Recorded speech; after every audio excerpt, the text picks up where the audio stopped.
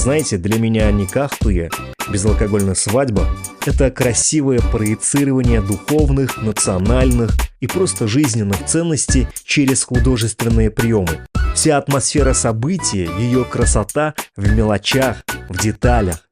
Не важно, что делать, важно, как делать. Важен подход, важна сама философия. Күп еллар эшләү дәвамында мин кешеләрне дә, атмосфераны да туярга өйрәндем төсле. Ведущему нужно понимать и пропускать через себя суть и органику событий. Ведь именно в органичности ведущего с форматом, зрителей с атмосферой и кроется тот самый успех.